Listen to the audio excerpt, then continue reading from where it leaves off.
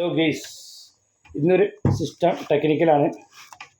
പൊതുവെ അതിനെ സംബന്ധിച്ചുള്ളൊരു വീഡിയോസാണ് ഗെയ്സ്. ഇത് പറഞ്ഞാൽ നമ്മൾ പൊതുവേ നമ്മളെ ബാറ്ററി, സ്കൂട്ടറിൻ്റെ ബാറ്ററിയിലുള്ള നമ്മളെ ബാറ്ററി കംപ്ലൈൻറ്റ് വന്നു കഴിഞ്ഞാൽ പൊതുവേ നമുക്ക് ഇങ്ങനത്തെ ഒരു ബാറ്ററി ഉണ്ടാവും. അത് നമ്മൾ പൊതുവെ കൊടുക്കേണ്ട ആവശ്യമില്ല. കാരണം പറഞ്ഞാൽ കൊടുത്ത 100 റുപ്യ കിട്ടുള്ളൂ. അപ്പോൾ ഇങ്ങനത്തെ ബാറ്ററി നമ്മൾ കിട്ടിക്കഴിഞ്ഞാൽ ആ കംപ്ലൈൻറ്റുള്ള ബാറ്ററി ആയിരിക്കും ഉണ്ടാവുക. കംപ്ലൈൻറ്റ് പറഞ്ഞാൽ ബാറ്ററി പറ്റ പോവില്ല ഗെയ്സ്. അതിൽ ആംബിയർ നഷ്ടപ്പെടും. അതിന് ആംബിയർ പറഞ്ഞാൽ ദമ്മ് നഷ്ടപ്പെടും. അത് പ്ലസ് എന്ന മൈനസ് സെല്ലിൻ്റെ ഒരു വീക്കായിരിക്കും. അപ്പോൾ നമ്മൾ ആസിഡ് ഒഴിച്ചിട്ട് നമ്മൾ പൊതുവേ കണ്ട് ഒഴിവാക്കുന്നുണ്ടെങ്കിലും ഇതിൻ്റെ ഒരു ചുവന്ന കളറായിട്ട് പുറത്തേക്ക് വരും വെള്ളം. അത് തന്നെ പ്ലസ് പറഞ്ഞ ഷെല്ലിന് വീക്കായിട്ടാണ്. പിന്നീട് ഇത് സെൽഫ് ചെയ്യില്ല. അത് മോട്ടറിനെ പവർ പറഞ്ഞിട്ട് മോട്ടർ കറക്കാനുള്ള കപ്പാസിറ്റി ഉണ്ട്. പക്ഷേ ഇതിൽ 12 വോൾട്ട് എപ്പോഴും നിലവുള്ളൂ. അപ്പോൾ നമ്മൾ പൊതുവെ ഇങ്ങനത്തെ ബൾബൊക്കെ കത്തിക്കുന്നുണ്ടെങ്കിലും നമുക്ക് നിർബന്ധമായിട്ട് 12 വോൾട്ട് നിർബന്ധമാണ്. ആംബിയർ വേണ്ട, വോൾട്ട് മതി. അപ്പം അതാണ് അതിൻ്റെ പ്രധാനപ്പെട്ടുള്ള സിസ്റ്റം. അപ്പോൾ നമ്മൾ കാണിച്ചു തരാം. അപ്പോൾ ഇതിൻ്റെ സിസ്റ്റം എന്താ കാണിച്ചു തരുതാ, കണ്ടില്ലേ? ഇതിൽ സെൽഫില്ല, ഇത് സെൽഫ് അടിക്കില്ല ഗെയ്സ് ഈ ബാറ്ററി. ഓക്കെ, ഈ ബാറ്ററി പുറത്ത് എടുത്ത് കാണിച്ചു തരാം. ഇതാണ് സംഭവം, കണ്ടില്ലേ? ഇത് സെൽഫ് അടിക്കില്ല ബാറ്ററി, ഇതിൻ്റെ കൂടാണ്. അപ്പം ഇത് സെൽഫ് അടിക്കാതെ വന്നപ്പം വാങ്ങിക്കൊണ്ടെന്ന് നമ്മൾ ചെയ്താണ്. പിന്നെ ഗെയ്സ്, പിന്നെ വേറെ പ്രധാനപ്പെട്ടൊരു കാര്യം പറഞ്ഞാൽ നമ്മളിത് സെൽഫ് അടിക്കാത്ത പ്രശ്നം വരുമ്പോൾ നമ്മൾ പ്രധാനപ്പെട്ടിട്ട് നമ്മളിതിൻ്റെ ഒരു ഇതുണ്ട്, കാണിച്ചു തരാം. അതിൽ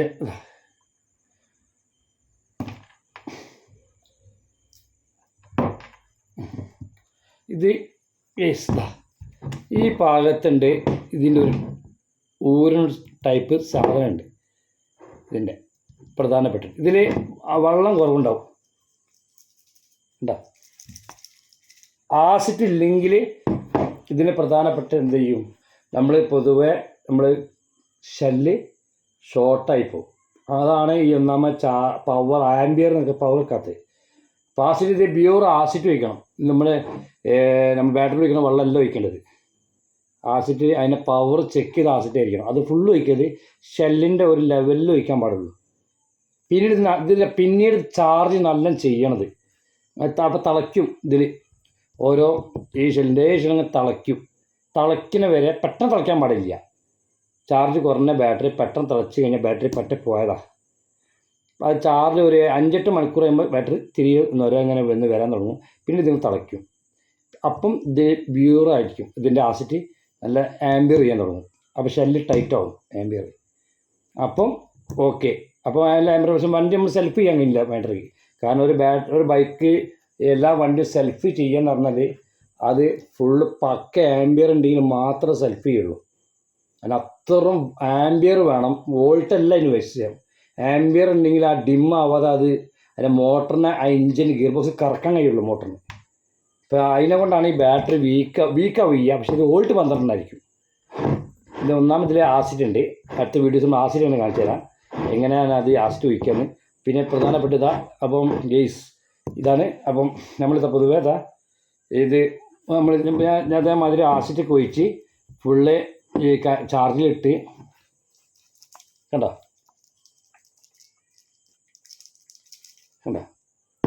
പിന്നെ ഇതിലുള്ള ഷെല്ല് പൊട്ടി കിടികിടി സൗണ്ട് വേറെ വരും.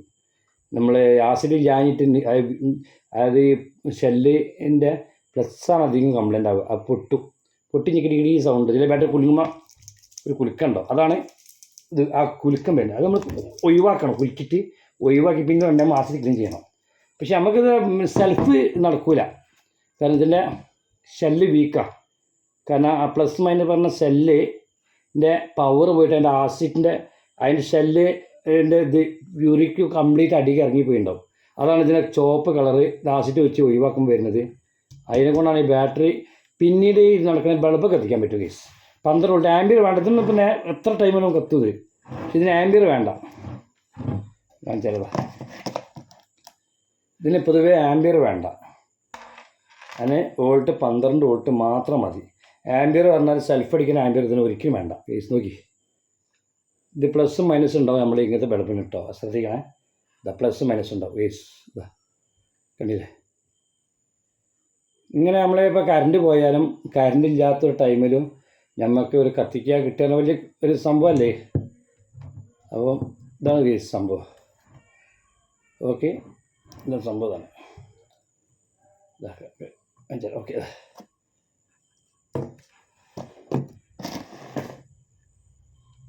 ഇതാണ് സംഭവം.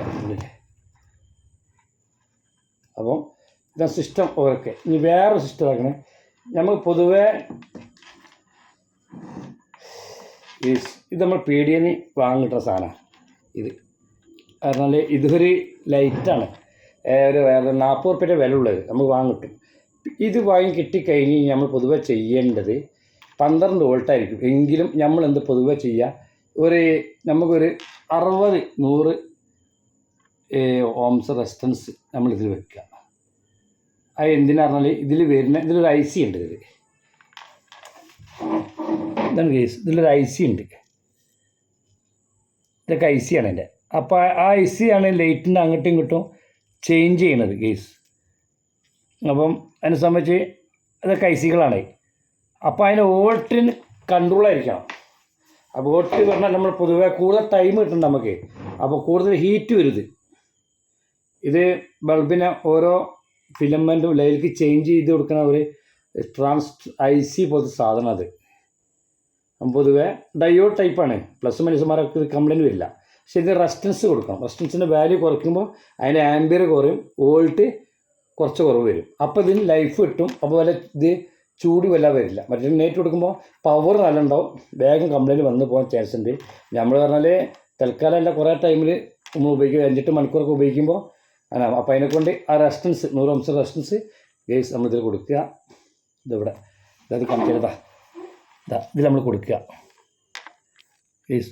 ഇത് റെസിസ്റ്റൻസ് അതിലുള്ളത് 100 ഓംസിൻ്റെ പിടിച്ചിട്ട് നമ്മൾ ഇൻസുലേഷൻ ടൈപ്പ് ചെയ്യുക. എന്നിട്ട് ഗേസ് ഇതാ കാണിച്ചത്. പിന്നെ ഇതിൽ പ്ലസ് മൈനസ് ഈ ബാറ്ററിക്ക് ഉണ്ടല്ലോ, അത് നമ്മൾ ഇങ്ങനെ 2 ക്ലിപ്പ് ഉണ്ടാക്കുക. നമ്മൾ വാങ്ങാട്ടോ 5 ഉറുപ്പ്യ ഒരു ക്ലിപ്പിന് 5 ഉള്ളൂ. അപ്പോൾ ഇത് ഡയോഡ് പ്ലസും മൈനസും പ്രശ്നമില്ലാത്തതുകൊണ്ട് നമ്മൾ എങ്ങനെ കൊടുക്കുക. യെസ്, ഇതൊന്ന് കൊടുത്തു. അപ്പം സംഭവം ഇതല്ല, ഹാരാണ് കാണാൻ. എൻ്റെ ലൈറ്റിങ്സ് ഉണ്ട് 5 വയസ്സ് കണ്ടില്ലേ. ഇതിങ്ങനെ ചേഞ്ച് ആവും ഈ ലൈറ്റ്. കണ്ടില്ലേ, ഇത് ICൻ്റെ പ്രവർത്തനം ഉണ്ടായതുകൊണ്ടാണ് അങ്ങനെ ചേഞ്ച് ആവണത് കേസ്. ഇത് എന്തൊക്കെ സിസ്റ്റങ്ങൾ വരുന്നുണ്ട്. അപ്പം റെസിസ്റ്റൻസ് ഞാൻ പറഞ്ഞ ചെയ്ത് കഴിഞ്ഞാൽ നമുക്ക് ഈ ബൾബ് നേരെ 2-3 ബൾബ് വെച്ച് പാരൽ ചെയ്ത് കൊടുത്താൽ സംഭവം അല്ല ആരായിരിക്കും. കണ്ട സിസ്റ്റം മാറി, പല സിസ്റ്റം ഇത് പ്രവർത്തിക്കും. കണ്ട ഫുൾ ചേഞ്ചാണുണ്ടാവുക. 3 തരം IC, 1 ഡയോഡ്, 2 റെസിസ്റ്റൻസ്. ഈ കാര്യം ഉണ്ടെങ്കിൽ കേസ് ഈ സാധനം നമുക്ക് അസംബിൾ ചെയ്യാൻ പറ്റും. എല്ലാ സിസ്റ്റത്തിൽ കൂടെ പ്രവർത്തിക്കണ്ടില്ലേ. സംഭവം ഭയങ്കര ടെക്നിക്കൽ, നമുക്കാണ് ചെയ്യത്. Okay, thank U. അപ്പം ഇനി അടുത്ത ക്ലാസ്സിൽ ഇതിനെക്കാട്ടി ഓരോ ക്ലാസ്സായിട്ട് വരും. എല്ലാവരും സബ്സ്ക്രൈബ് ചെയ്യുക. ഓരോരോ ടെക്നിക്കൽ പരമായിട്ടുള്ള സിസ്റ്റം വരും. അപ്പം എല്ലാവരും സബ്സ്ക്രൈബ് ചെയ്യുക. Thank you. ഇനിയിപ്പോൾ ബാറ്ററിൻ്റെ എങ്ങനെയാണ് ഷെല്ല് ആസിഡ് നിറയ്ക്കാൻ കാണിച്ചതിൽ. Okay, thank you. Yes, enjoy.